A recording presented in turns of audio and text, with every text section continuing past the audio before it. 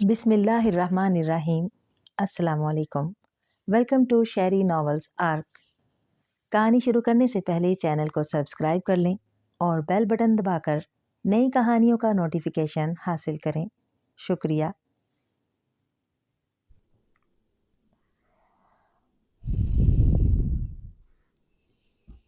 سب سے پہلے سکندر کا سر پانی سے باہر نکلا۔ وہ لمبے لمبے سانس لے رہا تھا کہ اچانک اسے سکینہ کا خیال آیا۔ سکینہ! سکندر زور سے چلایا۔ میں یہاں ہوں سکندر۔ نزدیک ہی اسے سکینہ کی آواز سنائی دی۔ آواز کی سمت کا تعین کرنے کے بعد سکندر اس طرف تیرتا ہوا بڑھنے لگا۔ 5 فٹ کے فاصلے پر ایک جسم سکندر کے جسم سے ٹکرایا۔ سکندر! سکینہ چلائی اور وہ وہیں پانی میں ہی سکندر کے سینے سے لگ گئی۔ کچھ نہیں ہوا سکینہ، ڈرو مت، میں ہوں نا۔ سکندر اسے دلاسے دینے لگا۔ بھائی! اچانک سکینہ کو جالم یاد آیا۔ سکینہ پلیز خاموش رہو، وہ چڑیل یہیں کہیں ہے، ایسا نہ ہو کہ وہ یہاں آ جائے، جالم اس کے ساتھ لڑ رہا ہے۔ سکندر نے کہا تو سکینہ خاموش ہو گئی، لیکن اس کا رونا شروع ہو گیا تھا۔ وہ سہمی ہوئی تھی۔ سکینہ کا ہاتھ تھام لینے کے بعد سکندر ایک جانب کو تیرنے لگا۔ چونکہ اندھیرا تھا اس لیے اسے جھیل کا کنارہ نظر نہیں آ رہا تھا۔ کافی دیر تیرنے کے بعد زمین ان کے قریب آنے لگی۔ یہ اندازہ ان کے پیروں کو سب سے پہلے ہوا۔ انکانیز کو گئے ہوئے 1 گھنٹہ ہو گیا تھا، لیکن ابھی تک اس کی واپسی نہیں ہوئی تھی اور شہزادہ ترتوش کی پریشانی بڑھتی جا رہی تھی۔ جب پریشانی حد سے زیادہ بڑھ گئی تو اس نے اپنی آنکھیں بند کر کے انکانیز کا چہرہ تصور کیا۔ انکانیز اس وقت کسی انسانی آبادی سے گزر رہا تھا کہ اس نے شہزادے کی آواز اپنے دماغ میں سنی۔ تم نے ابھی تک مجھے جواب نہیں دیا ہے، شہزادہ ترتوش نے برہم ہو کر کہا۔ شہزادے، جہاں شاطر وزیر گیا تھا میں وہاں سے ہو آیا ہوں، لیکن وہاں تو شاطر گیا ہی نہیں ہے، انکانیز نے سہمے ہوئے کہا۔ کیا مطلب؟ شہزادے کے چہرے پر پریشانی کے ساتھ حیرانی بھی ابھر آئی۔ میرا مطلب ہے کہ شاطر کو جس دورے پر جانا تھا وہ وہاں گیا ہی نہیں ہے۔ وہاں کے وزیر کا کہنا ہے کہ ہم خود کافی دن سے شاطر کا انتظار کر رہے ہیں۔ اوہ، تو پھر وزیر کہاں گیا ہے؟ تم نے دوسری جگہ پر تلاش کیا ہے؟ شہزادے نے پوچھا۔ جی ہاں وزیر، جہاں جہاں میرا اندازہ ہے وہاں میں انہیں دیکھ آیا ہوں، لیکن ان کا کہیں بھی پتہ نہیں ہے۔ انکانیز نے ڈرتے ڈرتے کہا۔ تم اس وقت کہاں ہو؟ مجھے جگہ بتاؤ، میں وہیں آ رہا ہوں، شہزادے نے کچھ سوچتے ہوئے کہا۔ شہزادے کے سوال پر انکانیز نے انسانی آبادی کا نام اور جگہ بتائی، جس کے بعد شہزادے نے اس سے رابطہ منقطع کر دیا۔ انکانیز کے بعد شہزادے نے کچھ پڑھا اور اپنی جگہ سے غائب ہو گیا۔ وہ انکانیز کے بتائے ہوئے مقام کی طرف اڑا جا رہا تھا۔ جیسے ہی سکندر اور سکینہ پانی سے باہر نکلے، سردی کی ایک لہر ان کے جسم سے ٹکرائی اور وہ ٹھٹھر کر رہ گئے۔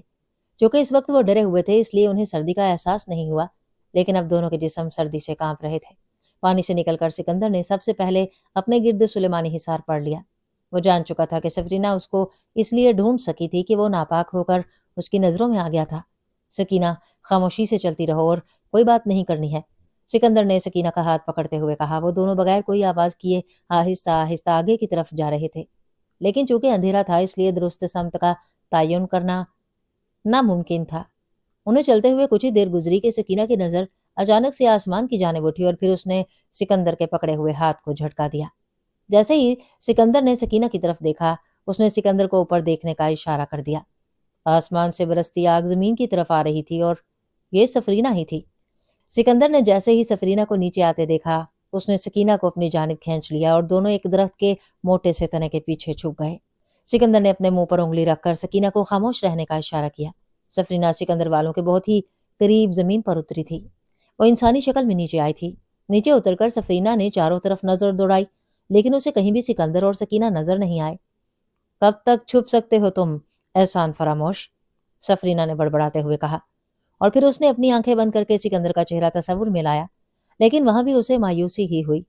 سکندر، اگر تم مجھے سن رہے ہو تو میرے سامنے آؤ، ہو سکتا ہے میں تمہیں آسان موت دوں، لیکن اگر تم نہیں آئے تو تمہاری موت اتنی بھیانک ہوگی کہ تمہاری روح قیامت تک تڑپتی رہے گی، سفرینہ نے چلا کر سکندر سے کہا، لیکن سکندر نے اسے کوئی جواب نہ دیا۔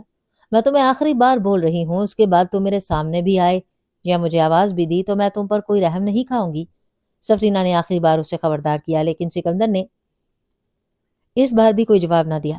ٹھیک ہے پھر تیار ہو جاؤ، یہ کہہ کر سفرینہ نے اپنی آنکھیں بند کر لیں اور دونوں ہاتھ فضا میں اٹھا لیے۔ سکندر سمجھ گیا کہ سفرینہ آگ لگانے جا رہی ہے، لیکن وہ جانتا تھا کہ سفرینہ کی آگ حصار میں ہونے کی وجہ سے ان کا کچھ نہیں بگاڑ پائے گی۔ سفرینہ نے بڑھنے کے بعد جیسے ہی اپنے دونوں ہاتھ نیچے گرائے، اچانک سے جنگل میں ایک خطرناک آگ بھڑک اٹھی جو جنگل کے سرسبز اور خشک ہر قسم کے درختوں اور پودوں کو جلا رہی تھی۔ جیسے ہی آگ بھڑکی، سکینہ کے منہ سے ایک دلخراش چیخ نکلی اور وہ چیخ سفرینہ نے سن لی، لیکن اس سے پہلے کہ سکینہ مزید چیختی، سکندر نے اس کے منہ پر ہاتھ رکھ کر اس کو اپنے سینے کے آگے کر دیا۔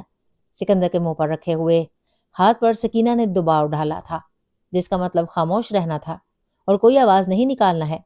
سفرینہ نے جیسے ہی چیخ کی آواز سنی، اس نے دوبارہ سے کچھ پڑھ کر آگ بجھا لی۔ اوہو، تو دلہن صاحب بھی یہاں ہیں، یہ تو میں بھول گئی تھی۔ سفرینہ اپنی شیطانی شکل میں آ رہی تھی۔ چند لمحوں کے بعد جہاں سفرینہ کھڑی ہوئی تھی، اب وہاں ایک بوڑھی خوفناک اور خرانٹ شکل کی چڑیل کھڑی ہوئی تھی۔ دلہن صاحبہ، تمہیں شادی کی بدائی ہو۔ میرے پاس تمہاری شادی کے لیے کوئی تحفہ نہیں تھا، لیکن پریشانی کی کوئی بات نہیں، تحفہ تو میں تمہیں دے چکی ہوں۔ سکندر اور سکینہ کو چڑیل کی بات سمجھ نہیں آئی، لیکن اسے چڑیل کے روپ میں دیکھ کر سکینہ کے ہوش اڑ گئے تھے اور اب وہ خود سکندر کے سینے سے دبک گئی تھی۔ میں ابلیس سے دعا کروں گی کہ تمہیں سب سے پہلے بیٹی ہو۔ سفرینہ کے کہکہے بلند ہو گئے جبکہ سکندر اور سکینہ درخت کے پیچھے دبکے ہوئے تھے۔ شہزادہ ترتوش انکانیز کے بتائے پتے پر پہنچا تو اسے اپنا منتظر پایا اور دونوں اس وقت غیبی شکل میں موجود تھے۔ کچھ پتا چلا؟ انکانیز کے قریب پہنچنے کے شہزادہ ترتوش نے پوچھا۔ نہیں شہزادے، میں نے دوسری جگہوں پر بھی معلوم کیا، وہاں بھی وزیر شاطر نہیں ہے۔ انکانیز ابھی تک سہما ہوا تھا۔ اس کا مطلب اب مجھے خود ہی کچھ کرنا ہوگا، شہزادے ترتوش نے سوچتے ہوئے کہا۔ انکانیز نے اسے کوئی جواب نہیں دیا۔ وہ شہزادے کے سامنے نظریں نیچے کیے کھڑا ہوا تھا۔ شہزادے ترتوش نے پڑھنا شروع کیا تھا، لیکن اس نے اپنی آنکھیں کھول رکھی تھیں۔ انکانیز ابھی شہزادے کو دیکھ ہی رہا تھا کہ شہزادے نے اپنے دونوں بازو کھول دیے۔ اس کے قدم زمین سے اوپر ہو گئے تھے اور وہ کھڑے کھڑے آسمان کی جانب اڑ رہا تھا۔ شہزادے کو دیکھ کر انکانیز نے بھی جست بھری اور شہزادے ترتوش کے پیچھے وہ بھی اڑ رہا تھا۔ کافی بلندی پر پہنچ کر شہزادے ترتوش کی پرواز رک گئی اور اب وہ ہوا میں معلق تھا۔ میں شاہد جنات کا بیٹا شہزادہ ترتوش تم سب سے مخاطب ہوں۔ شہزادے کی روبدار آواز فضا میں بلند ہوئی۔ جیسے ہی شہزادے کے منہ سے یہ لفظ نکلے، زمین پر کروڑوں کی تعداد میں جنات باہر نکلنے لگے اور وہ جن اور جننی جو زمین کے اندر درختوں پر ویران علاقوں میں بیٹھے ہوئے تھے، شہزادے کی آواز سن کر سیدھے کھڑے ہونے لگے۔ میں شاہد جنات کا بیٹا شہزادہ ترتوش تم سب سے مخاطب ہوں۔ شہزادے نے دوبارہ سے اپنے الفاظ دہرائے۔ اس وقت زمین پر کوئی ایسا ٹکڑا نہیں بچا تھا جہاں ہر جگہ خالی ہو۔ جہاں زمین کم پڑ گئی وہاں جنات ہوا میں اڑ کر معلق ہو گئے۔ ہر جگہ جن ہی جن کھڑے ہوئے تھے، ان میں بوڑھے بھی تھے، بچے اور جوان بھی۔ جنوں کا ایک طوفان تھا جو شہزادے کے سامنے کھڑا ہوتا جا رہا تھا اور کھڑے ہوئے تمام جنوں کی نظریں نیچے جھکی ہوئی تھی۔ شہزادے نے نظریں اٹھا کر دیکھا۔ جاتی نگاہ سے اسے جنوں کے سر ہی سر نظر آ رہے تھے، پھر وہ زمین ہو یا آسمان، ہر جگہ جنات کا قبضہ تھا۔ ہمارا ایک وزیر کچھ دنوں سے غائب ہے اور باوجود کوشش کے ہمارے لوگوں کو اس کی خبر نہ ہو سکی ہے۔ یہ کہہ کر شہزادے نے اپنی آنکھیں بند کر دیں اور سانس کو روک دیا اور دنیا میں موجود سارے جنات کے دماغ سے رابطہ کرنے لگا تھا۔ جیسے جیسے شہزادہ پڑھتا جا رہا تھا، اس کی پیشانی اور گردن پر موجود رگیں پھولتی جا رہی تھی، خون اس کے گالوں پر اکٹھا ہوتا جا رہا تھا۔ 1 2 3 5 سے زائد منٹ گزر گئے۔ شہزادے کی شکل اور حالت بگڑتی جا رہی تھی۔ اس کے ہاتھوں میں لغزش واضح نظر آ رہی تھی اور پھر سامنے موجود جنوں کے دماغ میں شاطر کا چہرہ ابھرا۔ جیسے ہی شاطر کا چہرہ ابھرا، شہزادے نے اپنی آنکھیں کھول دیں۔ اس نے شاطر کی شکل تمام جنوں کے دماغ میں ڈال دی تھی۔ کیا تم میں سے کسی نے اسے دیکھا ہے؟ شہزادے نے اونچی آواز میں کہا۔ یہ کہنے کے بعد شہزادہ خاموش کھڑا رہا، لیکن چند لمحوں میں ہی کچھ جنات بیچ میں سے نکل کر سامنے آئے۔ ان کی نظریں ابھی بھی جھکی ہوئی تھیں۔ شہزادے کی خدمت میں نقائب قبیلہ سلام پیش کرتا ہے۔ آنے والے جنات نے شہزادے کو سلام کیا۔ ہم جنات نزدیک ہی انسانی آبادی کے ایک ویران علاقے میں رہتے ہیں۔ کچھ دن پہلے آپ کے وزیر شاطر ہمارے علاقے سے گزر رہے تھے، لیکن وہاں پر ایک شیطان چڑیل نے ان کا راستہ روک لیا، جس کے بعد ان دونوں کے درمیان جنگ بھی ہوئی، لیکن اس جنگ میں وزیر شاطر جیت نہ سکے اور اس چڑیل کے ہاتھوں مارے گئے۔ کون تھی وہ چڑیل؟ کیا نام تھا؟ ترتوش نے غضبناک ہو کر پوچھا۔ جیسے ہی اسے پتا چلا کہ وزیر شاطر اب اس دنیا میں نہیں ہے اور اسے مارنے والی ایک چڑیل ہے، اس کا پارا آسمان کو چھو رہا تھا۔ اس کا نام تو ہم نہ سن سکے، لیکن اس کا چہرہ ہم نے دیکھ لیا تھا۔ سامنے کھڑے قبیلے کے ایک جن نے کہا۔ ٹھیک ہے، میں بھی دیکھ لیتا ہوں۔ یہ کہہ کر شہزادے نے اپنی آنکھیں بند کی اور سامنے کھڑے جن کے دماغ سے رابطہ جوڑ لیا۔ شہزادہ سامنے کھڑے جن کی یادداشت کو دیکھ رہا تھا اور پھر جلد ہی اسے سفرینہ کا چہرہ نظر آ گیا۔ مکار چڑیل! شہزادہ آنکھیں کھول کر چلایا۔ کاش میں نے تمہیں اس دن ہی مار دیا ہوتا تو آج ہمارا وزیر زندہ ہوتا۔ غصے سے شہزادے کی آنکھیں لال ہو گئیں۔ وہ بار بار اپنی مٹھی دوسرے ہاتھ پر مار رہا تھا۔ تم نے جنات سے ٹکراؤ کر کے اپنی موت کو دعوت دی ہے چڑیل۔ یہ کہہ کر شہزادے نے کچھ پڑھا۔ وہ ابھی بھی ہوا میں معلق تھا۔ جیسے ہی شہزادے کے لب رکے، اس کے دائیں بائیں 50 کی تعداد میں چیلے حاضر ہو گئے۔ یہ چیلے قد کے اتنے لمبے تھے کہ سامنے کھڑے جنات ان 50 چیلوں کے سامنے بونے لگ رہے تھے، اور شکل اتنی بھیانک کہ جنات بھی ڈر کر کانپنے لگے۔ جا کر سفرینہ چڑیل کو پکڑ کر لاؤ۔ جیسے ہی شہزادے نے حکم دیا، اس کے ساتھ کھڑے چیلے غائب ہو گئے۔ وہ سارے سفرینہ کو پکڑنے کے لیے اڑے جا رہے تھے۔ سکندر اور سکینہ کو سفرینہ کی کہی بات سمجھ نہیں آئی۔ ان کو سمجھ بھی کیسے آتی، اس وقت تو وہ موت کے منہ میں کھڑے ہوئے تھے۔ اب نہ درخان انہیں بچانے آ سکتا ہے، نہ سلیمان، اور نہ ہی جالم۔ سکندر سوچ رہا تھا کہ جب تک سفرینہ نہیں جاتی وہ دونوں یہیں خاموش کھڑے رہیں گے۔ لیکن سفرینہ تو آئی ہی سکندر کے لیے تھی، وہ کیسے ان دونوں کو زندہ چھوڑ کر جا سکتی تھی؟ اور اب تو کوئی جن بھی نہیں بچا تھا جو ان دونوں کو سفرینہ سے بچا سکے۔ سامنے کھڑی سفرینہ کچھ سوچ رہی تھی، لیکن اس کی نگاہیں اب بھی چاروں طرف گھوم گھوم کر سکندر اور سکینہ کو ڈھونڈ رہی تھیں۔ کافی دیر گزرنے کے بعد بھی جب سفرینہ نے کچھ بات نہیں کی تو سکندر پریشان ہو گیا۔ اگر سفرینہ یہیں کھڑی رہی اور کہیں بھی نہیں گئی تو، سکندر نے سوچا، ہم کب تک یہاں کھڑے رہیں گے؟ سفرینہ! اچانک سکندر نے ڈرتے ڈرتے پکارا۔ اوہو، آداب میرے آقا، آداب۔ بہت عرصے تک آپ کی آواز نہیں سنی، اور اب تو میرے کان بھی آپ کی آواز کو بھول چکے ہیں۔ شکر ہے آپ نے میرا نام لے کر مجھے پکارا، میں تو آپ سے بات کرنے کے لیے ترس گئی تھی۔ سفرینہ، تم ناحق بہت سے انسان اور جنوں کا خون کر چکی ہو، اور اب تم ہم دونوں کو مارنے پر تلی ہو، کیوں؟ سکندر نے ہمت کر کے سوال پوچھا۔ کیا ناحق؟ تم دھوکے کو ناحق کہتے ہو؟ تم نے مجھے دھوکا دیا ہے، احسان فراموش سکندر، سفرینہ گرائی۔ میں نے تمہیں کوئی دھوکا نہیں دیا ہے سفرینہ، سکندر بولا۔ تم نے خود کو مجھ سے چھپا کر مجھے دھوکا دیا ہے سکندر۔ ارے جب میں نے تمہارا ٹکڑے ٹکڑے ہوا جسم دیکھا تو میری دنیا ہی اجڑ گئی۔ میں تمہیں زندہ کرنے کے لیے ابلیس آقا کے پاس گئی کہ جیسے بھی ہو تمہیں زندہ کرنا ہے۔ میں نے اپنے شیطان قبیلے سے بغاوت کر دی، اور تو اور 60 دن بھوکی پیاسی اس دنیا سے دور برف میں بیٹھ کر جاب کیا۔ کیوں؟ صرف تمہارے لیے، اپنی محبت کے لیے، اور تم مجھے دھوکا دے کر مجھ سے ہی چھپتے رہے۔ سفرینہ، یہ غلط ہے۔ تمہیں مجھ سے محبت ہو سکتی ہے، لیکن میں نے کبھی بھی تم سے محبت نہیں کی، اور ایک چڑیل سے کیسے محبت کر سکتا ہوں؟ میں ایک انسان ہوں، میں انسان سے ہی محبت کر سکتا ہوں، شادی بھی انسان سے کر سکتا ہوں، تو پھر تم سے کیسے؟ تم بتاؤ، میں نے کبھی تم سے محبت کا اقرار کیا؟ یا تم نے کبھی مجھ سے کہا کہ تم مجھ سے محبت کرتی ہو؟ تم نے کبھی نہیں کہا۔ اگر تم ایسا کہتی تو میں تم سے خود ہی دور ہو جاتا۔ ابھی سکندر یہ باتیں کر رہا تھا کہ ایک تیز آندھی سی آئی اور پھر چند لمحوں میں چلی گئی۔ سکندر انتظار کرتا رہا سفرینہ کچھ کہے، لیکن کافی دیر بعد بھی اس کی طرف سے کوئی بات نہیں ہوئی۔ کیا ہوا سفرینہ؟ سکندر نے پکارا، لیکن دوسری طرف سے کوئی جواب نہیں آیا۔ سفرینہ کا اس طرح سے خاموش ہو جانا سکندر کے لیے پریشانی کا باعث بنا۔ وہ اسے بھی سفرینہ کی ہی کوئی چال سمجھ رہا تھا۔ کافی دیر بھی جب کوئی حرکت نہیں ہوئی تو سکندر نے بغیر آواز پیدا کیے نیچے پڑا پتھر اٹھایا اور وہاں پھینک دیا جہاں پہلے سفرینہ کھڑی ہوئی تھی۔ پتھر جیسے ہی زمین پر گرے، پتوں پر گرا تو ہلکی سی آواز پیدا ہوئی، لیکن یہ آواز پتھر گرنے کی تھی۔ سفرینہ کی طرف سے ابھی بھی خاموشی ہی تھی۔ شاید چلی گئی ہے، سکندر نے سوچ کر کہا۔ اب کیا کریں؟ سکینہ نے پریشانی میں پوچھا، لیکن سکندر نے اسے کوئی جواب نہیں دیا۔ وہ بھی سفرینہ والی جگہ کی طرف ہی دیکھ رہا تھا۔ اچانک اس نے سکینہ کی طرف چہرہ کیا اور انگلی سے خاموش رہنے کا اشارہ کر کے آگے بڑھا۔ سکینہ نے اس کے پیچھے قدم بڑھایا۔ ان کی رفتار کافی دھیمی تھی، وہ ایک ایک قدم رک رک کر اٹھا رہے تھے، اور ان کی نظریں ابھی بھی سفرینہ کی طرف تھیں۔ وہ چلتے چلتے کافی آگے نکل گئے، لیکن دوسری طرف سے کوئی رد عمل نہیں آیا، اور پھر ان دونوں نے دوڑ لگا دی۔ سفرینہ ابھی بات ہی کر رہی تھی کہ اچانک سے جنگل میں زوردار آندھی چلنے لگی، جس نے ارد گرد کے درختوں کو ہلا کر رکھ دیا۔ اس سے پہلے کہ سفرینہ کچھ سوچتی، ایسا لگا جیسے بہت سے لوگوں نے اسے پکڑ رکھا ہے۔ اس کے وجود کا ہر عضو کسی غیبی قوت کے قبضے میں تھا۔ سفرینہ ہلنا تو دور کوئی لفظ بھی نہیں بول پا رہی تھی، اور پھر اس کے وجود کو زمین سے اٹھا لیا گیا۔ وہ پھنسی ہوئی کیوں اڑے جا رہی ہے، جس کی منزل کا اسے کوئی پتہ نہیں تھا۔ آج پہلی بار سفرینہ کے چہرے پر خوف کے آثار دکھے تھے۔ وہ سمجھ نہیں پا رہی تھی کہ اس کو پکڑنے والے کون ہیں اور کہاں لے جا رہے ہیں۔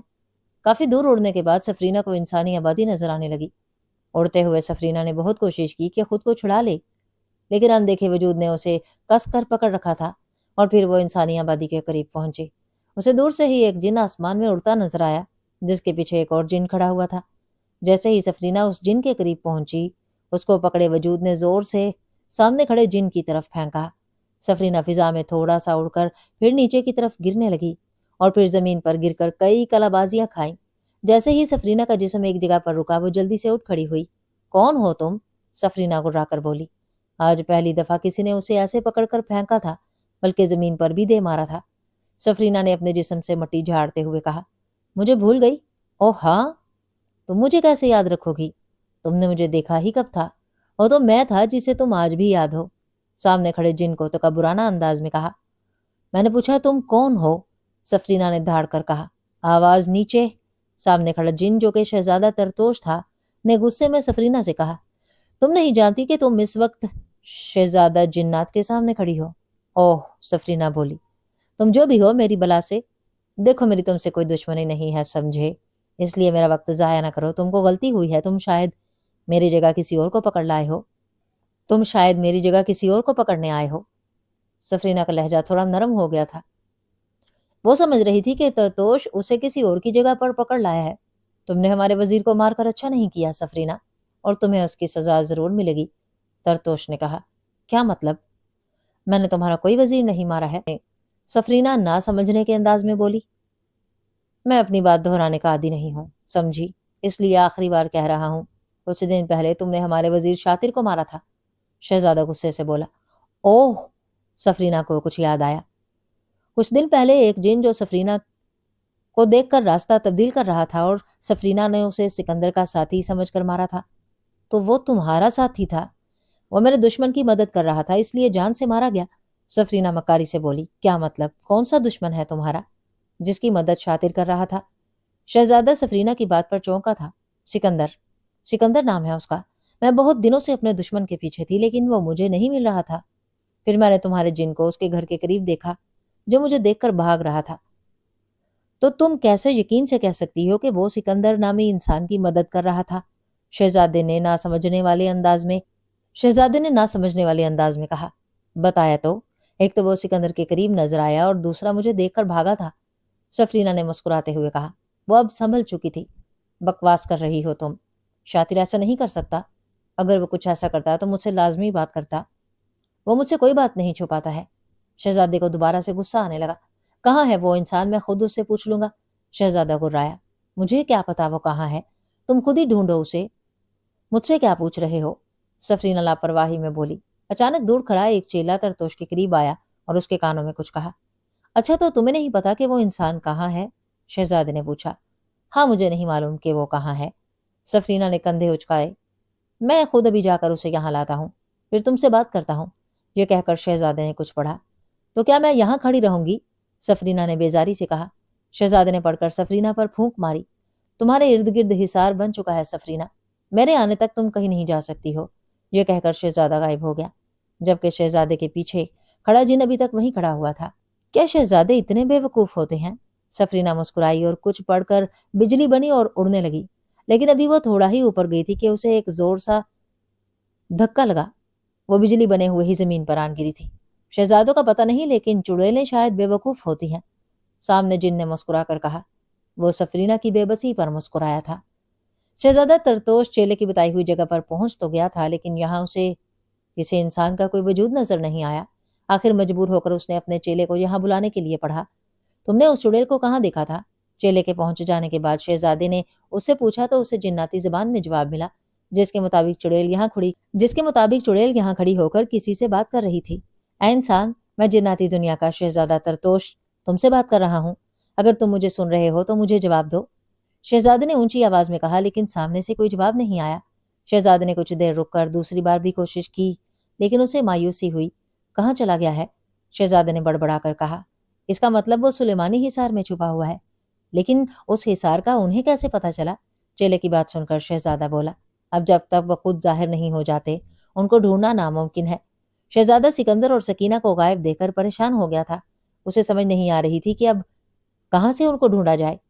کچھ دیر سوچنے کے بعد ایک امید سی اسے نظر آئی، لیکن یہ اس وقت ممکن تھا جب تک سکندر خود ظاہر ہونا چاہے، مگر اس نے اپنے گرد حصار ختم نہیں کیا تو پھر وہ نظر نہیں آ سکے گا۔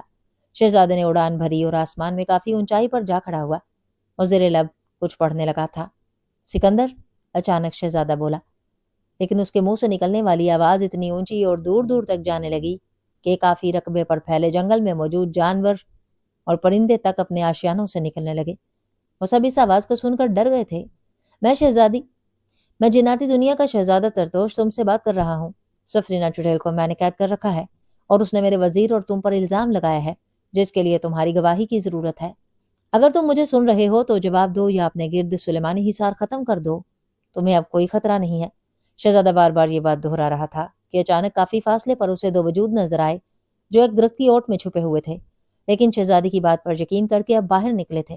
شہزادے کی جناتی زبان نے نہ صرف ان کی آواز دور تک پہنچا دی تھی بلکہ اس کی آنکھوں کے دیکھنے کی طاقت کو کئی ہزار گنا بڑھا دیا، جس کی مدد سے وہ سکندر اور سکینہ کو نہ صرف درختوں میں چھپا دیکھ لیا بلکہ ان کی آواز بھی سن لی۔ سکندر نے حصار سے باہر آ کر شہزادے کو پکارا تھا۔ جیسے ہی شہزادے نے سکندر کی آواز سنی وہ آواز کی سمت اڑنے لگا اور پھر چند سیکنڈوں میں سکندر کے سامنے نیچے اتر آیا۔ میرا نام سکندر ہے شہزادہ جنات، سکندر نے ادب سے کہا۔ جس طرح کا شہزادے نے روپ دھار رکھا تھا وہ نہ صرف جناتی بلکہ انسانی دنیا کا بھی شہزادہ لگ رہا تھا۔ جیسا کہ میں نے کہا کہ مجھے ایک چڑیل کے خلاف گواہی کی ضرورت ہے، اس لیے تمہیں میرے ساتھ چلنا ہوگا۔ شہزادے نے سکندر سے اجازت نہیں مانگی بلکہ اسے حکم سنایا تھا، جس کا مطلب کہ سکندر کے پاس نہ رکنے کا کوئی آپشن نہیں ہے۔ جی ٹھیک ہے شہزادے، سکندر نے دھیمی آواز میں کہا جس طرح کا روب شہزادے کی آواز اور اس کے حلیے میں تھا۔ سکندر اچھے اچھے شیطان اور انسان بھی شہزادے کے سامنے بے بس ہو جاتے۔ کیا یہ لڑکی بھی تمہارے ساتھ جائے گی؟ شہزادے نے پوچھا۔ جی بالکل۔ ٹھیک ہے تم دونوں آنکھیں بند کر لو، شہزادے نے ان سے صرف آنکھیں بند کرنے کا کہا، جبکہ سکندر سوچ رہا تھا کہ شہزادہ ان سے ہاتھ پکڑنے اور پھر آنکھیں بند کرنے کا کہے گا۔ شاید یہ اس کی شان کے خلاف تھا یا پھر وہ سکینہ کی وجہ سے ایسا بولا تھا، لیکن جو بھی تھا وہ اپنے نام کے مطابق تھا، شہزادہ جنات۔ واہ! جیسے ہی سکندر اور سکینہ نے آنکھیں بند کی ان کے جسم کو جھٹکا لگا اور پھر ان کے جسم ہلکے ہو گئے، وہ اب ہوا میں اڑ رہے تھے۔ سکندر شہزادہ جنات کے بعد کچھ حد تک سفرینہ سے مطمئن ہو گیا تھا۔ اسے امید تھی کہ شہزادہ نہ صرف انصاف سے فیصلہ کرے گا بلکہ سفرینہ سے اس کی جان بھی چھڑا دے گا۔ 1 منٹ سے بھی کم وقت میں سکندر اور سکینہ کے پاؤں زمین کو جا لگے۔ خود کو زمین پر محسوس کر کے سکندر نے آنکھیں کھول لی۔ سکینہ بھی اپنی آنکھیں کھول چکی تھی۔ سامنے سفرینہ غصے میں سکندر کو دیکھ رہی تھی، جبکہ ایک خوفناک شکل کا جن اس سے کچھ فاصلے پر کھڑا ہوا تھا۔ کیا یہی سکندر ہے؟ شہزادے نے ترتوش سے کہا۔ ہاں یہی ہے وہ بدذات۔ سفرینہ غرائی۔ سفرینہ، شہزادہ چلایا، تم بھول رہی ہو کہ تم اس وقت اپنے نامردود باپ کی سلطنت میں نہیں بلکہ میری سلطنت میں کھڑی ہو، جہاں میں کسی شیطان کو اونچی آواز میں بات کرتا برداشت نہیں کرتا، سمجھی؟ شہزادے تم بھی بھول رہے ہو کہ میں بھی ابلیس کی بیٹی ہوں۔ سفرینہ کی آواز میں تھوڑی سختی آ گئی تھی، شاید یہ سکندر کی موجودگی کی وجہ سے تھا۔ سکندر، کیا تم کسی شاطر نام کے جن کو جانتے ہو؟ شہزادے نے براہ راست سکندر سے سوال کیا۔ اس نے سفرینہ کو جواب نہیں دیا تھا۔ نہیں، میں اس نام کے کسی جن کو نہیں جانتا۔ سکندر نے کچھ دیر سوچنے کے بعد جواب دیا۔ یہ جھوٹ بول رہا ہے، سفرینہ چلائی۔ سفرینہ، میں تمہیں آخری بار بول رہا ہوں، اپنی آواز نیچے رکھو۔ شہزادہ غصے سے بولا۔ بھاڑ میں گیا تمہارا شاطر اور بھاڑ میں گئی تمہاری سلطنت۔ اگر ہمت ہے تو مرد بن کر حصار ختم کرو اور لڑائی کرو۔ سفرینہ گرائی۔ وہ جان گئی کہ وہ پھنس چکی ہے۔ اگر سکندر نہ آتا تو شاید وہ شہزادے کو چکما دے کر نکل جاتی، لیکن اب اس کا اصل چہرہ سامنے آ رہا تھا۔ ٹھیک ہے، یہی تمہاری مرضی ہے تو یہی صحیح، یہ کہہ کر شہزادہ اپنی جناتی روپ میں آنے لگا، جبکہ سفرینہ پہلے ہی اپنے شیطانی روپ میں کھڑی تھی۔ تھوڑی دیر بعد شہزادی کی جگہ ایک بھاری جسم کا انسان نما جن کھڑا ہوا تھا، جس کے سر پر بڑے بڑے بالوں کے ساتھ 2 سینگ لگے ہوئے تھے، جبکہ کان اتنے چھوٹے کہ قریب سے دیکھنے پر نظر آئے۔ گول گول آنکھوں کی جگہ پتلی سی لکیر تھی جن کا رنگ لال رنگ کا تھا۔ ناک ہاتھی کی سونڈ جیسی مگر چھوٹی، اور منہ اتنا بڑا کہ بکری کے بچے کو سالم نگل جائے۔ ہاتھ کی جگہ پر مزید 4 چھوٹے چھوٹے ہاتھ جن کی انگلیوں کی جگہ پر بڑے بڑے ناخن تھے، اور 2 پیر مگر وہ بھی ناخنوں سے بھرے ہوئے تھے۔ شہزادہ ترتوش کو اپنی اصل حالت میں دیکھ کر سکندر اور سکینہ کانپ اٹھے۔ ایسی خوفناک مخلوق کا تو تصور ہی ان کو ہلا دینے کے لیے کافی تھا، لیکن یہاں تو ایسی مخلوق سامنے کھڑی ہوئی تھی، جبکہ کروڑوں اربوں کی تعداد میں کھڑے جنات جو آنکھیں نیچے کیے ہوئے تھے، ان میں سے جس نے بھی نگاہیں اوپر کر کے شہزادے کو دیکھا وہ تھر تھر کانپنے لگا تھا۔ حقیقت یہ تھی کہ انہوں نے بھی کبھی شہزادے کو جناتی شکل میں نہیں دیکھا تھا۔ تم نے ہمارے وزیر کو مار کر اپنی موت کو دعوت دی ہے، شہزادے کی بھاری آواز گونجی۔ شہزادے کی آواز ایسی تھی جیسے پٹری پر ٹرین دوڑ رہی ہو، لفظوں کے ساتھ چمک کی آواز۔ ایسا لگ رہا تھا کہ شہزادہ اپنے اوپر کے دانتوں کو نیچے والے دانتوں پر مار رہا ہو۔ دیکھتے ہیں کس کی موت آئی ہے، سفرینہ کو رائے۔ سفرینہ نے کچھ پڑھ کر اپنا ہاتھ شہزادے کی طرف کر کے پھونک ماری تھی۔ ایک آگ کی لہر جو سفرینہ کے ہاتھ سے نکل کر شہزادے کی جانب بڑھ رہی تھی۔ سکندر سامنے کھڑے شہزادے اور سفرینہ کے لڑتا دیکھ کر لرز اٹھا۔ اس کے جسم کا خون خشک ہوتا جا رہا تھا۔ لیکن یہ کیا؟ آگ شہزادے سے ٹکرا کر بجھ گئی، جبکہ شہزادہ اپنی جگہ پر کھڑا خوفناک آواز کے ساتھ مسکرا رہا تھا۔ تمہارے پاس جتنے بھی شعبدے ہیں وہ سب آزما لو، اس کے بعد میں اپنی طاقت آزماؤں گا، شہزادہ بولا۔ ٹھیک ہے، پھر یہ لو۔ یہ کہہ کر سفرینہ اپنی جگہ سے اڑی اور ہوا میں رک گئی اور بجلی کے روپ میں تبدیل ہو گئی تھی۔ اچانک بجلی نے اپنی جگہ چھوڑ دی اور تیز رفتاری سے اڑتی ہوئی آگے بڑھنے لگی۔ اس کا رخ سامنے کھڑے شہزادے کی طرف تھا اور پھر بجلی شہزادے کے جسم سے جا ٹکرائی۔ یہ بجلی اگر 50 فٹ موٹے پہاڑ سے ٹکرا جاتی تو اسے بھی پاش پاش کر دیتی، لیکن اس بجلی کا شہزادے کے جسم پر کوئی اثر نہیں ہوا۔ وہ بجلی شہزادے کے جسم سے گزر کر دوسری طرف جا رکی تھی۔ اپنی شکست تسلیم کر لو سفرینہ، میں تمہاری زندگی بخش دوں گا اور سزا کے طور پر معذور کر دوں گا، شہزادہ مسکراتے ہوئے بولا۔ ناممکن، سفرینہ چلائی۔ ابلیس میری مدد کر۔ یہ کہہ کر سفرینہ دائرے میں گھومی اور پھر گھومتی چلی گئی۔ وہ لٹو کی طرح دائرے میں گھوم رہی تھی۔ آہستہ آہستہ اس کے گھومنے کی رفتار تیز ہو گئی اور نیچے پڑی زمین کی مٹی اس کے ساتھ دائرے میں گھومنے لگی، جس کی وجہ سے سفرینہ مٹی میں ہی غائب ہو گئی۔ ایک مٹی کا مرغولہ تھا جو پوری رفتار سے شہزادے کی طرف بڑھ رہا تھا۔ ابھی یہ مرغولہ شہزادے سے کافی دور تھا، لیکن اس دائرے کی کشش کی وجہ سے نزدیک کھڑے بہت سے جن اس کی زد میں آ گئے، اور پھر جو جن مرغولے میں آتا گیا اس کے جسم کے ٹکڑے ٹکڑے ہو گئے اور ٹکڑے آندھی کے ساتھ گول دائروں میں گھوم رہے تھے۔ سکندر نے زندگی میں کبھی ایسا طوفان نہیں دیکھا تھا۔ ابھی وہ آندھی سکندر اور سکینہ سے کافی دور تھی، لیکن اس کے کھینچاؤ کی وجہ سے ان دونوں کا جسم ہلنے لگا تھا۔ ایسا لگ رہا تھا کہ اسے اپنی جگہ سے اڑ کر مرغولے میں جا گریں گے۔ جیسے جیسے آندھی نزدیک آتی جا رہی تھی، ویسے ہی سکندر اور سکینہ کے لیے قدم جمائے رکھنا مشکل ہو رہا تھا۔ سکندر، سکینہ خوف میں چلائی۔ سکندر کو کچھ سمجھ نہیں آ رہی تھی کہ وہ کیا کرے۔ مرغولے کا سائز بڑھتا جا رہا تھا۔ اس کے مدار میں نزدیک موجود بہت سی چیزیں بھی آ گئی تھی، جن میں درخت، زمین پر پڑے بھاری بھاری پتھر بھی تھے۔ اچانک سکندر کے دماغ میں ایک بات آئی۔ اس نے کچھ پڑھ کر اپنے اوپر پھونک ماری اور پھر سکینہ کو اپنے نزدیک کر لیا۔ سکندر نے سلیمانی حصار قائم کر لیا تھا۔ انشاءاللہ اب ہمیں کچھ نہیں ہوگا، سکندر نے پریشان لہجے میں کہا۔ مرغولہ شہزادے سے 20 فٹ کی دوری پر آ گیا، لیکن مجال ہے کہ شہزادہ ایک قدم بھی پیچھے ہٹا ہو۔ شہزادے نے اپنا دائیں ہاتھ آسمان کی جانب کیا اور ہاتھوں کو کھول دیا۔ جیسے ہی شہزادے کے لب ہلے، آسمان سے بجلی کی لہریں تھیں جو شہزادے کی انگلیوں سے ٹکرا رہی تھیں۔ تمہارا وقت ختم ہوا سفرینہ، تم نے دوبارہ سے بے گناہوں کو مارا ہے۔ جیسے ہی شہزادے نے یہ کہا، انگلیوں کی طرف آتی بجلیوں سے کڑاکے کی آواز نکلی۔ ساری بجلیاں آپس میں ٹکرائیں اور پھر شہزادے نے اپنا ہاتھ مرغولے کی طرف کر دیا۔ آڑی ترچھی نکلتی بجلی شہزادے کی انگلیوں سے نکلی اور آگے آتی مرغولے سے جا ٹکرائی، لیکن بجلی نے مرغولے کو کچھ نہیں کیا بلکہ اس کے اندر جا کر غائب ہو گئی۔ سفرینہ کی آواز سنائی دی۔ وہ مرغولے کے اندر سے کہکہے لگا رہی تھی۔ ابھی سفرینہ کے کہکہے ہی نہیں رکے کہ مرغولے میں دھماکہ ہوا اور پھر مٹی کا ایک طوفان تھا جو زمین پر گرنے لگا۔ مٹی ہوا میں ہر طرف پھیلتی جا رہی تھی۔ کیا ہوا؟ خاموش ہو گئی، شہزادے نے مسکراتے ہوئے کہا۔ سفرینہ سامنے کھڑی پریشانی میں دیکھ رہی تھی۔ یہ وار اس کا سب سے طاقتور اور کامیاب وار تھا جو ابلیس نے صرف اسے دیا ہوا تھا، لیکن اس وار کا شہزادے پر کوئی اثر نہیں ہوا تھا۔ اگر یہ مرغولہ شہزادے کو اپنی لپیٹ میں لے لیتا، جب تک شہزادے کے جسم کے ٹکڑے نہ ہو جاتے، یہ شہزادے کو اپنے مدار میں گھماتا رہتا، اور حاصل خیال یہی تھا کہ شہزادہ اس وار سے بچ نہ سکتا۔ لیکن شہزادے نے نہ صرف اس وار کو ختم کر ڈالا بلکہ سامنے کھڑا مسکرا بھی رہا تھا۔ سفرینہ کی پریشانی خوف میں بدلتی جا رہی تھی۔ اگر اجازت ہو تو میں بھی ایک حملہ کر سکتا ہوں، شہزادے کا کہکہا بلند ہوا، لیکن یہ کہکہا کم اور ٹرین کی چک چک زیادہ تھی۔ ایسا لگ رہا تھا کہ ٹرین کے ڈرائیور نے اچانک سے ٹھوس بریک ماری ہے اور ٹرین بڑی مشکل سے رکنے کی کوشش کر رہی ہے۔ سفرینہ کی خوف کے مارے آواز نہیں نکلی۔ وہ شہزادے کو مرا ہوا تصور کر رہی تھی، لیکن شہزادہ زندہ کھڑا اس پر حملے کی اجازت مانگ رہا تھا۔ کیا ہوا سفرینہ؟ ڈر گئی کیا؟ شہزادے کا کہکہا بلند ہوا۔ چلو پھر تیار ہو جاؤ، یہ کہہ کر شہزادے نے اپنے دونوں ہاتھوں کی انگلیوں کو کراس کی صورت میں جوڑ لیا۔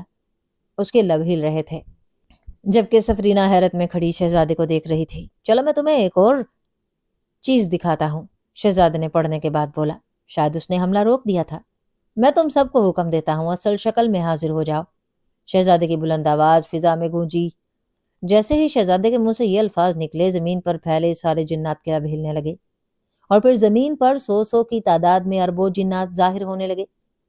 ایک فوج نہیں تھی، ایک سلطنت نہیں تھی، ایک مخلوق تھی، ایسی مخلوق جو انسانوں سے ہزاروں سال پہلے اللہ تعالیٰ نے تخلیق کی، ایسی مخلوق جن کی زندگی انسانوں سے سالوں زیادہ ہوتی ہے۔ وہ سب اپنی جناتی خوفناک شکل میں سامنے کھڑے ہوئے تھے۔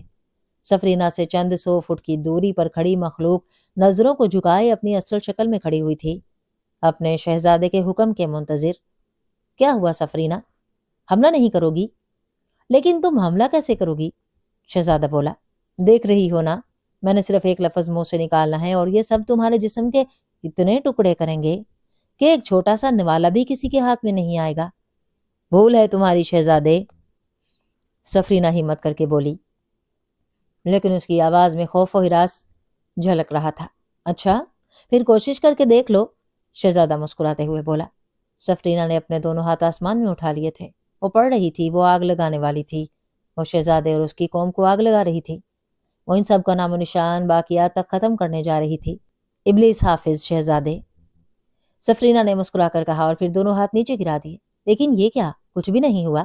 شہزادہ ابھی بھی مسکرائے جا رہا تھا۔ ارے ہاں، میں تو بھول گیا سفرینہ، میں نے تمہاری ساری طاقتیں سلب کر لی ہیں، اب تم صرف ایک چڑیل ہو، ایک چڑیل جس کے پاس کوئی طاقت نہیں ہے۔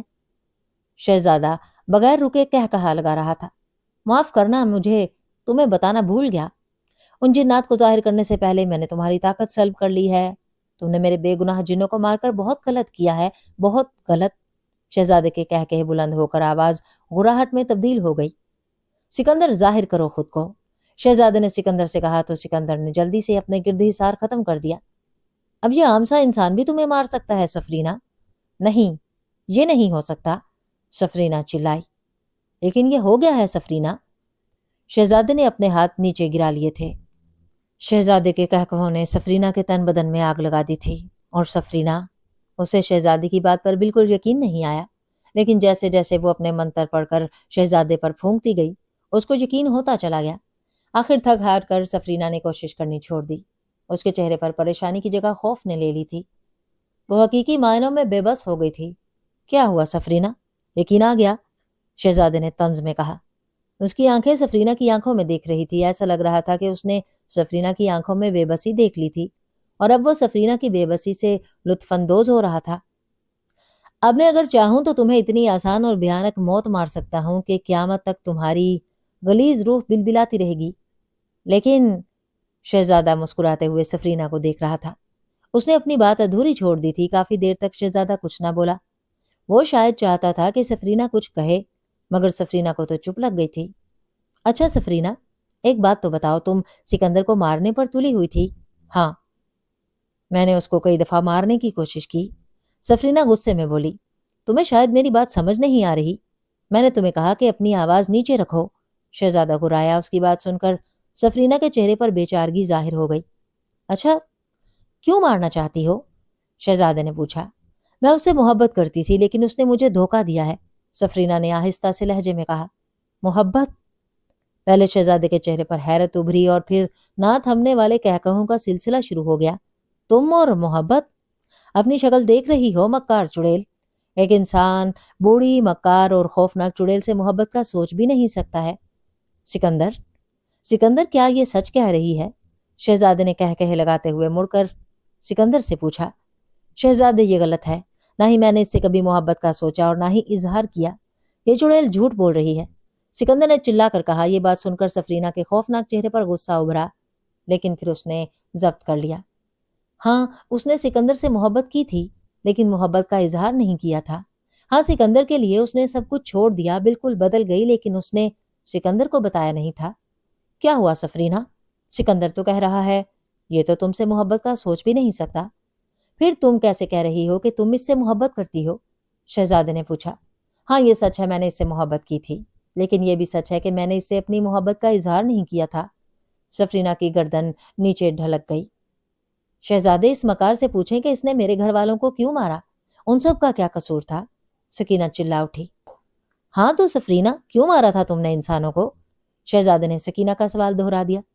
یہ سب سکندر کو مجھ سے چھپا رہے تھے، سکندر کی مدد کر رہے تھے، اس لیے میں نے ان سب کو مارا، سفرینہ نے جواب دیا۔ یہ جھوٹ بول رہی ہے، میرے گھر والوں نے سکندر کی کوئی مدد نہیں کی تھی، صرف سلیمان بھائی تھے جو سکندر کو ہمارے گھر لائے تھے، اور پھر اس منحوس چڑیل نے میری ماں، ماموں، آنٹی سب کو مار دیا، آغا کو مار دیا اس نے۔ شہزادے، سکینہ کا آنسو نکل آیا۔ بس، شہزادے کا ہاتھ ہوا میں اٹھا۔ سفرینہ، اپنے لیے سزا تجویز کرو۔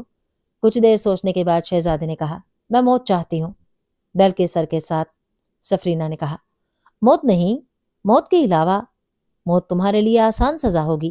میں چاہتا ہوں کہ تم اپنے لیے کوئی بھیانک سزا تجویز کرو۔ تم نے انسانی اور جناتی آبادی کو نقصان پہنچایا، تم نے جنوں اور انسانوں کو مارا، تم نے ہماری دنیا میں دخل اندازی کی۔ تمہارے لیے موت جیسی آسان سزا نہیں، بالکل بھی نہیں، شہزادے نے غرا کر کہا۔ کافی دیر شہزادے نے انتظار کیا، لیکن جب سفرینہ کی طرف سے کوئی جواب نہیں آیا تو شہزادے نے خود ہی اس کی سزا تجویز کی۔ چونکہ تم ایک مکار اور شیطان کی پجاری ہو، اور شیطان کبھی کسی کا بھلا نہیں سوچ سکتا، تم نے سکندر کی غلامی قبول کی، اس کے ساتھ محبت کا ناٹک کیا، صرف اس لیے کہ تم اس کو جہنم کا ایندھن بنا سکو۔ تم جانتی تھی کہ جب تک تم اس کی غلامی میں رہو گی یہ اپنے اللہ کے راستے سے بھٹکا رہے گا، اس لیے تم نے اس کے ساتھ محبت کا ڈرامہ کیا، اور جب تم نے دیکھا کہ سکندر نیک لوگوں سے مل گیا ہے یا اس نے تمہارا رستہ چھوڑ دیا ہے تو تم نے محبت کے نام پر اس کو مارنے کے درپے ہو گئی۔ یہی ہے تمہاری محبت سفرینہ۔ تم نے محبت سکندر سے نہیں بلکہ اس کے ارادے سے کی، وہ ارادہ جو اس نے تم کو قابو میں کرنے کے لیے کیا تھا۔ تم شیطان ازل سے ہمارے دشمن ہو، تم سب کا ٹھکانہ جہنم ہے، اس لیے تم ہم سب کو بھی اپنے ساتھ جہنم میں لے جانا چاہتے ہو۔ اللہ کی طرف سے ہمیں جو مقام اور رتبہ دیا گیا ہے، تم شیطانوں کو یہ بات چبھتی ہے۔ جیسا تمہارا باپ تھا ویسے ہی تم ہو، مکار۔ سفرینہ، شہزادہ غصے میں بول رہا تھا۔ ایک بات بتاؤ، جیسے تمہارے باپ ابلیس نے آدم علیہ السلام کو سجدہ نہیں کیا تھا، کیا تم سکندر کو سجدہ کر سکتی ہو؟ آخر تم اس سے محبت کرتی ہو، شہزادے نے مسکراتے ہوئے کہا۔ شہزادے، سفرینہ بے بسی میں بھی گرائی۔ بس یہی اوقات ہے تمہاری سفرینہ، یہ تمہارا اصل چہرہ ہے، تم شیطان ہو، شیطان تھی اور شیطان ہی رہو گی۔ میں نے تمہارے لیے سزا تجویز کی ہے کہ میں تمہیں اس دنیا سے بہت دور ایک دوسری زمین پر قید کر دوں گا۔ تمہاری ساری طاقتیں تو میں نے لے لی ہیں، لیکن میں تمہیں اتنی طاقت ضرور دوں گا کہ تم انسانی دنیا کو دیکھ سکو، لیکن انسانی دنیا میں نہ آ سکو۔ نہ کوئی شیطان تم تک پہنچ سکے گا، نہ ہی تمہیں میری قید سے آزاد کر سکے گا۔ تم وہاں اکیلی قید رہو گی۔ نہیں، یہ نہیں ہو سکتا۔ شہزادے، تم مجھے موت دو، جیسے چاہو سزا دو، مجھے ہر سزا منظور ہے، لیکن یہ قید والی سزا نہ دو۔ سفرینہ کچھ قدم آگے بڑھی۔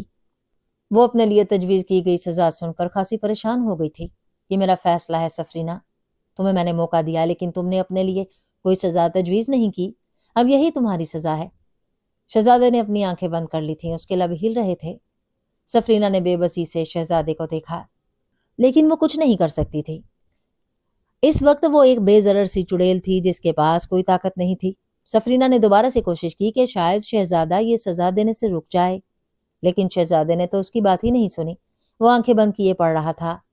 شہزادے کی آنکھیں کھلیں، وہ سفرینہ کو غور سے دیکھ رہا تھا، جبکہ سفرینہ بھی اسے پریشان نگاہوں سے دیکھ رہی تھی۔ فیصلے کی آخری گھڑیاں تھی۔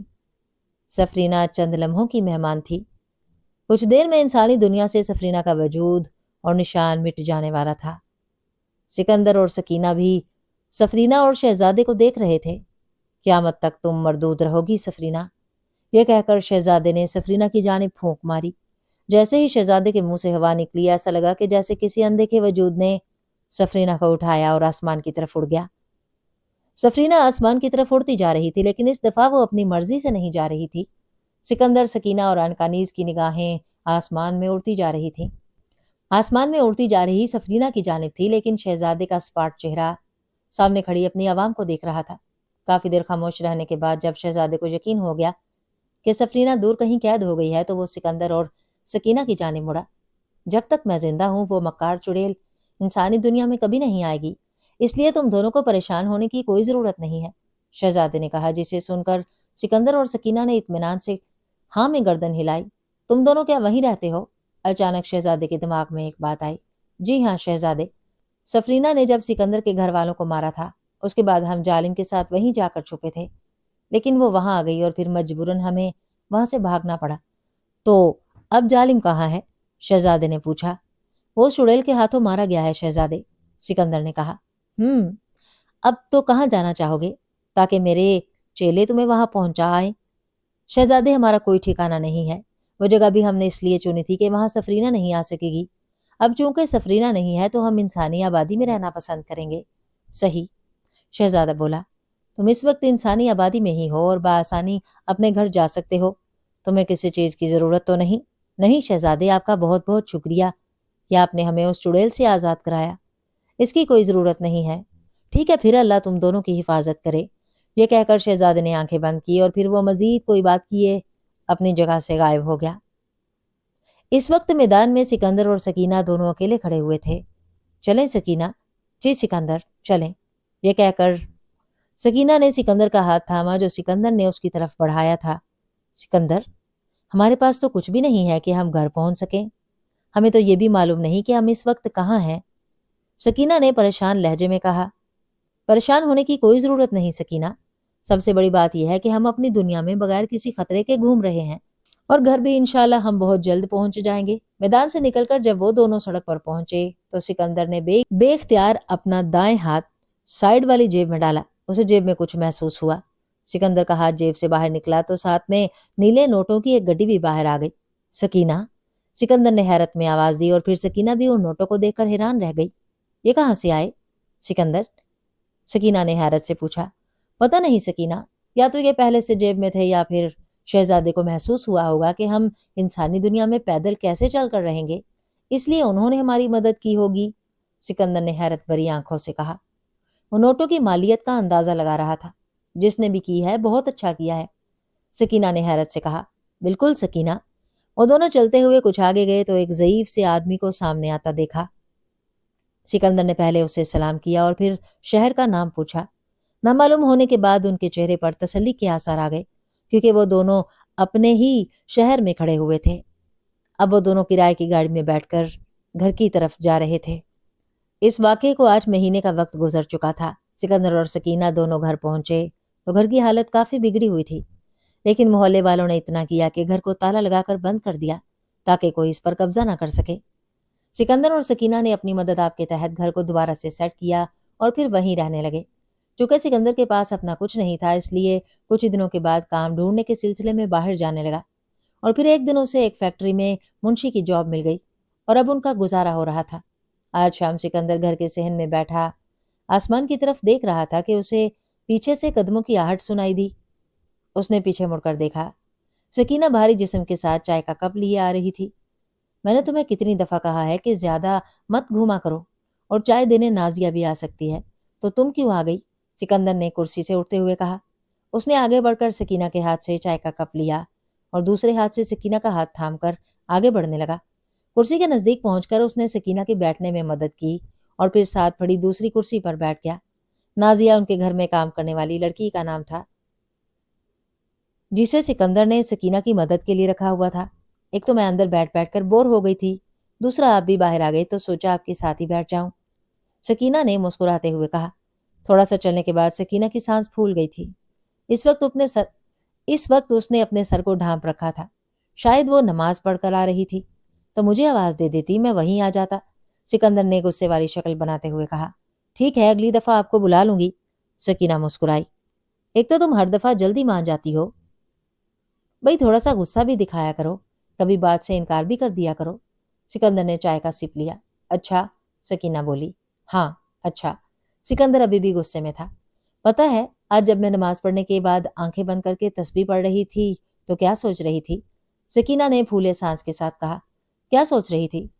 تصور کریں کہ آپ جنت میں ہیں، بلکہ آپ جنت میں میرے ساتھ ہیں، اور ہم دونوں سوچ رہے ہیں کہ آج کیا کیا جائے، کہیں باہر جائیں، دو شہر کی آبشار کے نیچے اپنے تختوں پر بیٹھیں اور جنت کی کستوری کی مہک سے لطف اندوز ہوتے ہوئے جنت کے مشروب کا مزہ لیں، یا پھر بازار جایا جائے اور اپنے تمام دوستوں سے ملا جائے جن کے ساتھ ہم دنیا میں رہتے تھے، اور خوب باتیں کی جائیں کہ کس طرح ہم یہاں تک پہنچے اور کس طرح اللہ تعالیٰ نے اپنی رحمت نچھاور کی ہم پر۔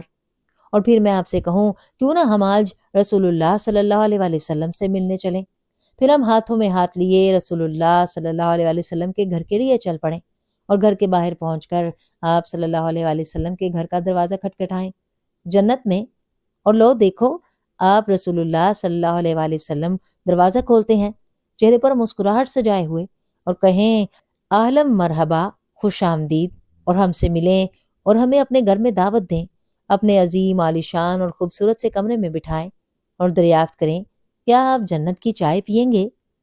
اور ہم ان کے گھر بیٹھتے ہیں اور ساتھ چائے پی رہے ہیں، رسول اللہ صلی اللہ علیہ وآلہ وسلم ہمارے سامنے بیٹھے ہیں اور ان کی پوری توجہ آپ کی جانب ہے۔ ذرا تصور کریں کیا باتیں ہوں گی وہاں، ہم انہیں کیا بتائیں گے، ان سے کیا پوچھیں گے؟ کیا ہم انہیں سیرت میں سے اپنا پسندیدہ لمحہ بتائیں گے یا ان سے پوچھیں گے کہ طائف کیسا تھا اور کس طرح انہوں نے ہمیں یاد رکھا اس لمحے میں بھی جب ان کے چہرے سے خون بہہ رہا تھا؟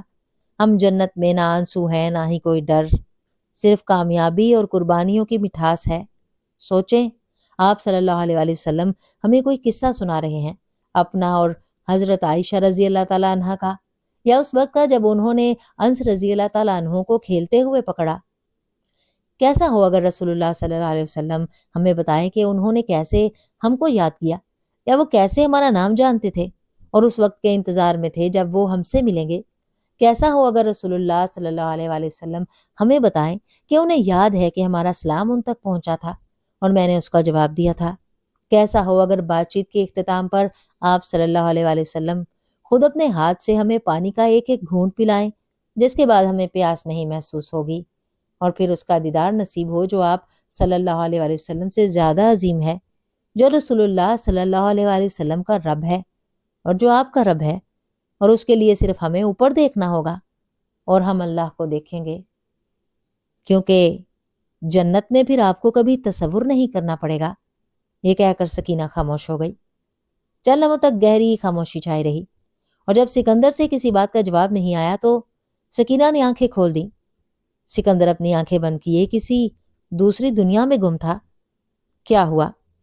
سکینہ نے سکندر کو کندھے سے پکڑ کر ہلایا تو سکندر نے جھٹکے سے آنکھیں کھول دیں۔ کیا ہوا؟ آپ خاموش کیوں ہو گئے؟ سکینہ، سکندر نے آنکھیں کھولتے ہوئے دیکھا۔ میں سوچ رہا ہوں کہ جب ہم سب مر جائیں گے، قیامت کے سارے مراحل سے گزر جائیں گے اور انشاءاللہ جنت میں بھی جائیں گے، تو وہاں جب آقائے دو جہاں صلی اللہ علیہ وسلم کا حوض کوثر پر سامنا ہوگا تو میں تو بہت دور ہی چھپ جاؤں گا۔ وہ کیوں سکندر؟ سکینہ نے دلچسپی سے پوچھا۔ میں بہت گناہگار انسان ہوں سکینہ، میں نے شیطان کی پوجا کی تھی، میری عبادتیں بھی نہیں ہیں۔ جب میرا سامنا آپ صلی اللہ علیہ وسلم کے ساتھ ہوگا تو میں ان سے نظریں نہ ملا سکوں گا۔ کہیں انہوں نے میرے سے کوئی سوال پوچھ لیا، میں تو شرمندگی سے سر ہی نہیں اٹھا سکوں گا۔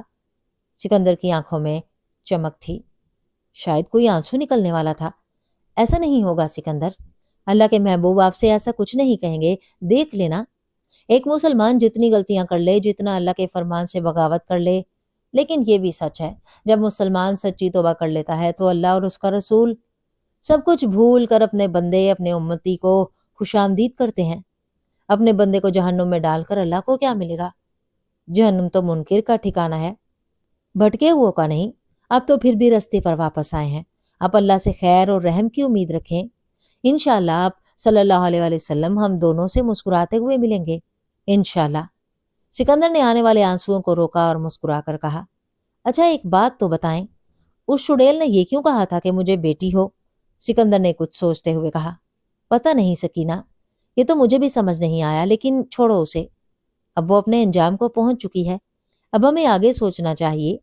سکندر نے مسکرانے کی کوشش کی۔ یہ سچ تھا کہ اسے سکینہ کی بات سے پریشانی ہوئی تھی، لیکن پھر اس نے خود کو اور سکینہ کو تسلی دے دی۔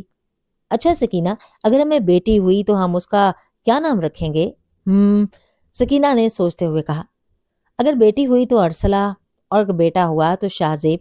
واہ بھئی واہ، دونوں پیارے نام ہیں، لیکن میں اپنی بیٹی کو رانی بلاؤں گا، میرے لیے تو وہ رانی ہوگی، سکندر نے مسکراتے ہوئے کہا۔ سکینہ بھی سکندر کی بات سن کر مسکرا دی۔ وہ دونوں مسکرا رہے تھے، زندگی ان دونوں پر مسکرا رہی تھی، جبکہ شام کا اندھیرا ان کے چہروں کو اپنے لباس میں چھپا چکا تھا۔ وہ دونوں اٹھے اور اندر گھر کی طرف جانے لگے۔ سکندر سکینہ کی کمر کے گرد ہاتھ ڈالے، اسے سہارے دیے ساتھ چل رہا تھا کہ اچانک وہ رکا اور پیچھے مڑ کر دیکھنے لگا۔ کیا ہوا سکندر؟ سکینہ نے سکندر کو رکتا دیکھ کر پوچھا۔ کچھ نہیں سکینہ، آؤ چلیں۔ سکندر نے اپنا سر ڈھلک کر دوبارہ اپنے قدم آگے بڑھا دیے۔